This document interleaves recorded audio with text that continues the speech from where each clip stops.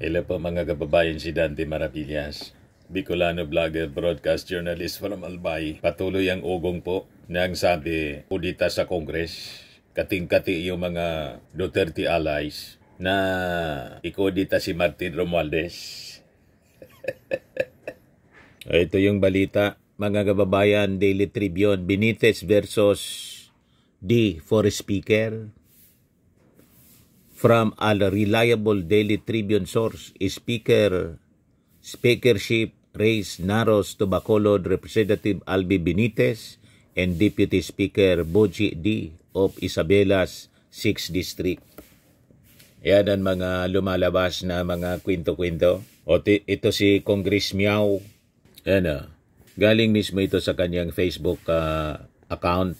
Glock 9 Opoan, sabi niya po. Kinakanta-kanta niya, mga kababayan, nagpaparinig po, nagpapasaring siya. Kayo po na nakaupo, subukan nyo namang tumayo. At baka mamyaw-meow-meow, meow-meow-meow, mamyaw-meow-meow.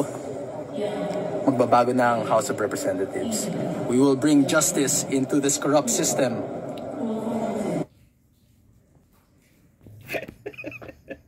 We will bring justice daw into this corrupt system, sabi ni Congress Miao. Ngayon, sa kakaipal mga kababayan nito ni Congress Miao, Congressman Barsaga, binanata ng mga netizen, sabi dito sa report ng Bandera. Congress Miao, Kiko Barsaga, binasag ng netizens. Crooks ka rin pala. Yan, sabi dito, nakatikim ng kaliwat ka ng batikos si Cavite 4th District Representative Kiko Barsaga matapos mag-ingay sa isyu ng korupsyon sa Pilipinas. Matapang niyang tinalakan si House Speaker Martin Romualdez hinggil sa isyu ng flood control projects sa Cavite kasunod ng pagkalas niya sa kanilang partido o umalis sa mayorya ng Kamara. Kabilang si Kiko sa nakilala rin sa bansag na Congress Miao sa National Unity Party, pero matapos nga siyang akusahan na may kinalaman sa umano'y planong patalsikin si Romualdez sa pagiging House Speaker, mariin niya itong pinabulaanan. Nagkakanta-kanta pa nga siya rito. 1 hour ago, siya yung mismo nag-post, nasa sesyon ng Kongreso. Kayo po na nakaupo, subukan Si Garin, nyo namang Janet Garin. tumayo. At baka mamyaw-meow-meow, meow-meow-meow, mamyaw-meow-meow. Magbabago ng House of Representatives. We will bring justice into this corrupt system. Parang may iwan.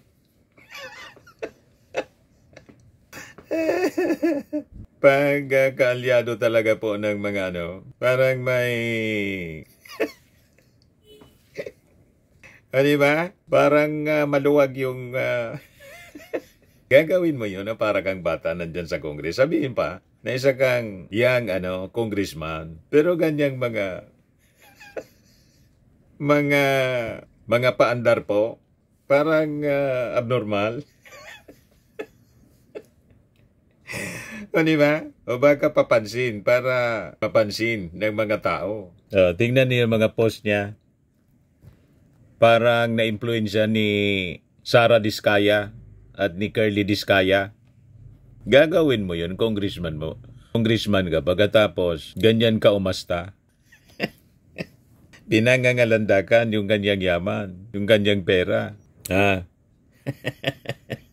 Ay, kaya naman pala, may pinagmanaan. Alam na this. Yan, tingnan ninyo. Ang kanyang mga post, mga kababayan, pati yung mga pera niya, saan kaya galing yan? Di ba? Magkaduma yung sweldo ng isang congressman. Yan report ng Politico. Big time. Dasmariñas Councilor Kiko Barsaga gets a video greeting from the President September 14, 2021. Tapos ito, September, po mga post niya to, October 15, 2019. Bakit ba ang sipag ni Konsi Kiko hindi ko kasi nakalimutan kung bakit ako nagtatrabaho. Yan. Pinakita niya yung kanyang limpak-limpak na salapi na nasa drawer niya. Yan. Dinidisplay niya talaga yung mga bundles ng pera. October 6. Post na to. Romantic Sunday evening with the one I love. Life is truly amazing. Pagkatapos yan. Mga post niya ito, mga kababayan sa kanyang Facebook page. Ano tingin ninyo? Tapos doon sa session, nagpaparinig siya. Ngayon lang to, mga kababayan. Paparinig siya ng leadership change sa Congress. Kayo po na nakaupo, subukan nyo namang tumayo. At baka mamyaw meow meow, meow meow meow, meow meow meow. Magbabago ng House of Representatives. We will bring justice into this corrupt system.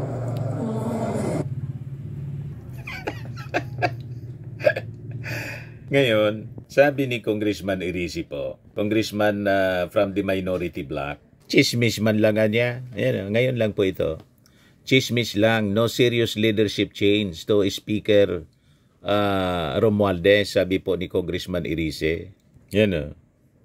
House Deputy Minority Leader and Caloocan City Representative Edgar Irisi said he does not see any serious threat to the leadership of Speaker Ferdinand Martin Romualdez in the House of Representatives.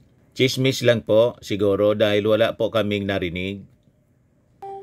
Irisi said that no one has contacted him in connection with the alleged leadership change in the House. Wala po kumukontak sa party namin. Hindi po kami makikialam sa problema ng majority. At ang pinakikialaman po namin, yung problema ng bayan, sabi po ni Irisi. We are in the minority. Wala kaming pakialam sa majority. Gusto nga naming majority kami, maging majority. Ikong yung sa minority po, walang naririnig, kumontak. Di ba dapat sila yung kontakin? Kasi leadership change nga. Yung minority, magiging majority dapat. Tulad ng nangyari sa Senado, wala mang kumontak sa kanila para ikudita si Speaker Martin. In other words, solid ang support kay Martin Romualdez ng majority. Chismis lang, mga kababayan. O gusto lang magpapansin nitong si Congressman Barsaga. O ngayon, narito yung ilang mga nabasa naming comments, sabi dito sa Balita ng Bandera, ng netizens patungkol kay Kiko Barsaga. Basta galing sa political dynasty, magduda ka na, sabi niya. The very own Nepo baby ng Dasma. Kasi ito pong si Congressman Barsaga, anak ni na dating Cavite 4th District Representative PD Barsaga at Dasmariñas City Cavite Mayor Jenny Barsaga, si Kiko. Bagong naging kongresista, nagsilbi siyang konsihal sa kanilang lugar. 3 Barsaga nakaupo ngayon sa iba't ibang posisyon. Si Kiko bilang congressman, ang ina niyang si Jenny bilang alkalde at kapatid na si Terdy Barsaga bilang vice mayor. Yes, sabi ng mga netizens, the role is Nepo baby na mulat. Papansin lang, masyadong sumasapaw, kuroks ka din pala. Dapat iniimbestigan din pamilya mo. Sabi pa ng isa, sabi na nga ba, may lulutang din na resibo. Ingay niya kasi Yan na, ang mga resibo. Siya mismo ang nagdi-display. You see, mga kababayan. Anyway, sa Senado naman po, yung sinasabing kudita, nag-react si Tito Sen. Yan po si Tito Sen. Pakinggan natin mga kababayan sinasabi niya. Of course, always the Senate President is always in office because of the trust and confidence of his colleagues. He served the pleasure of our party. If there are majority of members of the Senate who want a different what can you do? Sir, but is the majority solid, sir, by now? Yes, I think so. May tatlong absent kanina sa office. Hindi, nagsabi naman sa akin kasi sabi, game, yung minsan naman, was going to be late talaga. Sir, VIP treatment daw binibigay kay Bryce Hernandez. Ba't daw siya nasusunod kung saan gustong ma-detain? According to Senator Alan. Paano siyang nasunod sa PNP custodian? Paano siyang nasunod sa Pasay City Jail? Puro ayaw niya ngayon. Di ba? So, it's maling opinion. Sir, show of force ba yung Of course, it's opinion. It's their opinion, but my opinion is we're just following the procedures. Sir, show of force ba yung lunch kanina ng majority? Hindi, when I was Senate President, I always call for a caucus Monday lunch. I always tender lunch every Monday. Every week may caucus sa mga senador. Pero sa week na to, majority lang muna yung pag-usapan namin. Pero next week, we will invite everybody.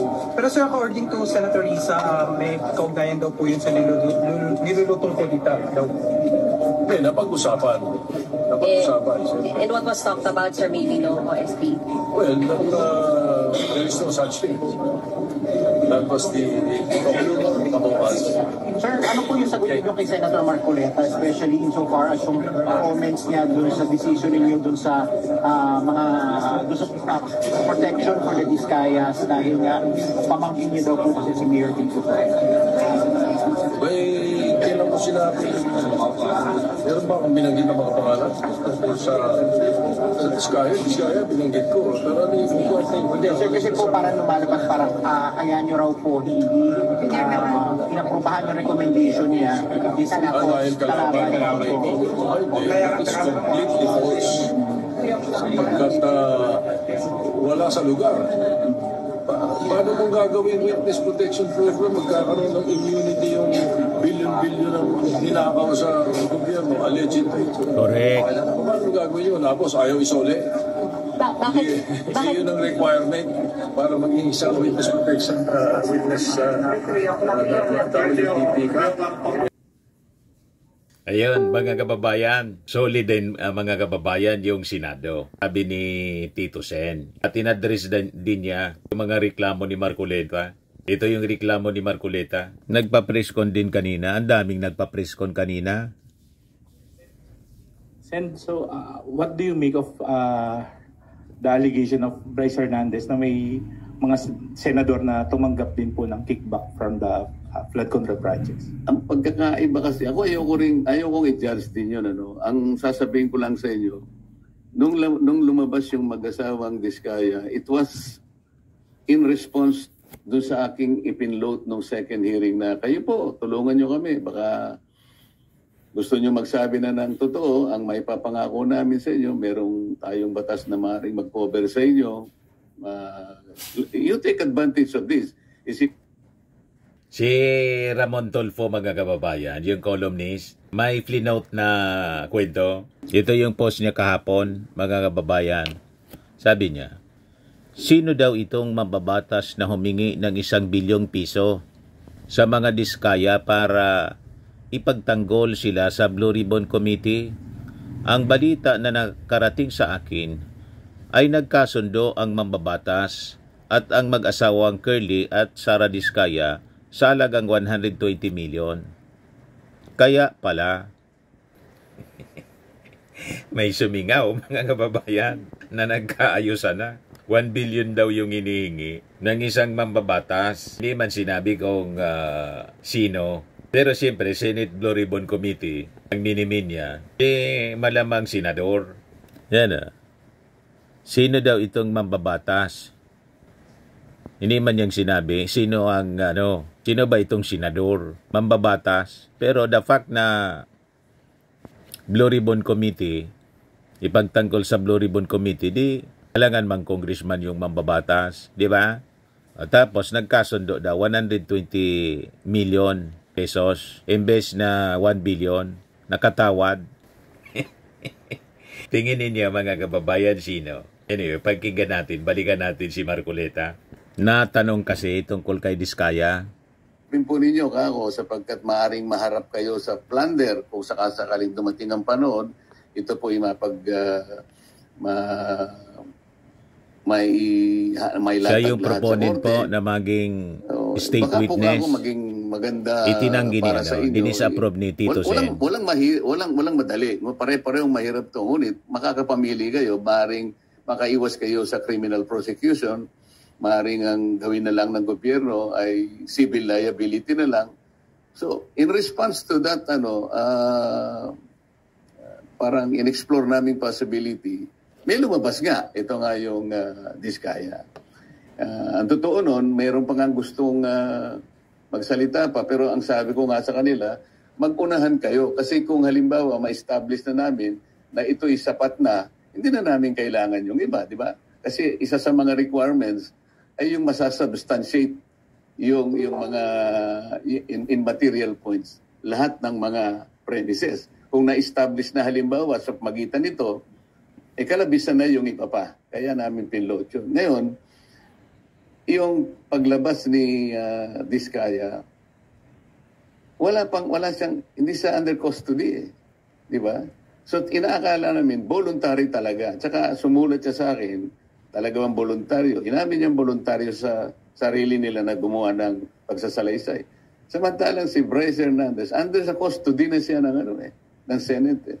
Sa palagay mo, voluntary pa yon. Ako sa akin lang, gusto kong ibalik sa inyo, voluntary pa ba yung kaya ka nandun ka na gigisahin ka na naman ng House of Representatives At meron ngang mga nag-text sa akin na mga ibang tao na tumulong sa ibang mga partido.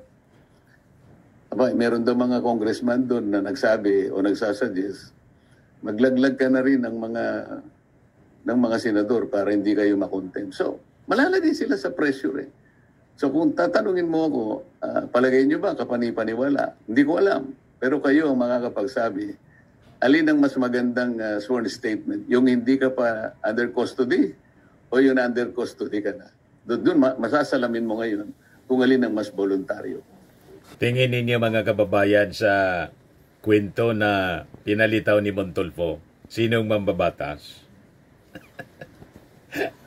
Di ba? Yan Sino daw itong mambabatas humihingi ng 1 bilyon piso sa mga Diskaya para ipagtanggol sila sa Blue Ribbon Committee?